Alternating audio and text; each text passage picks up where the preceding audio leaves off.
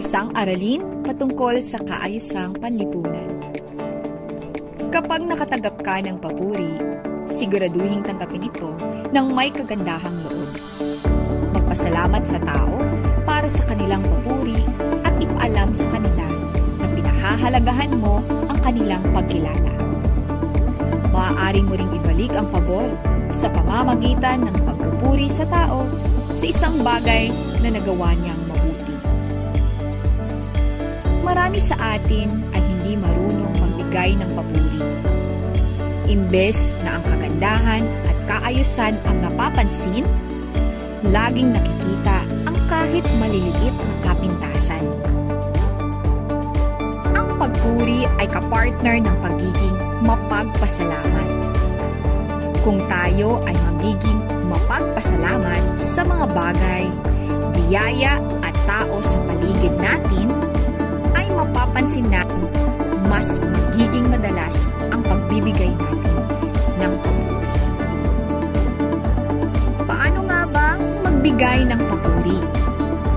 Una, kailangan nating maging tiyak.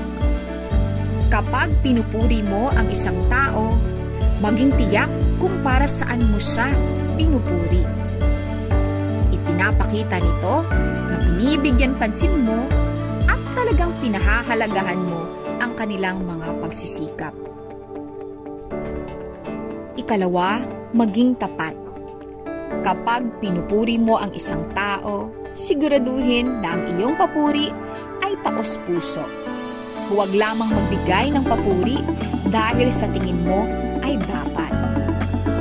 Ikatlo, maging napapanahon. Magbigay ng papuri sa lalong madaling panahon pagkatapos na ang tao ay gumawa ng isang bagay na kapuri-puri. Ito ay nagpapakita na ikaw ay tunay na nagpapasalamat sa kanilang mga pagsisikap. Ikaapat, maging publiko. Kung nararapat, magbigay ng papuri sa publiko.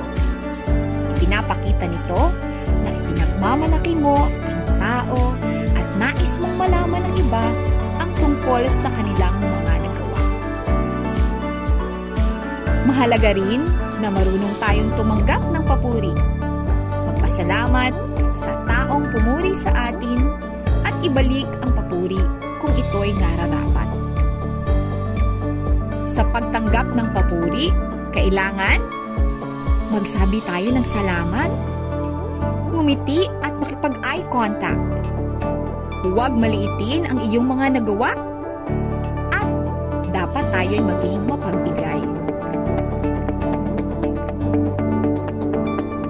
Sa huli, huwag isipin na pagyayabang ang pagtanggap ng papuri. Kung sinsero ang taong pumuri sa iyo, ikasisiyan niya ang iyong pagpapasalamat. Ikalawa, dapat din naman ay maging tapat at totoo ang ating mga binibitawang papuri sa kapwa. Kailangan nating tingnan ng mas malalim ang bawat isa upang makita natin ang magagandang katangian na karapat-dapat bigyang papuri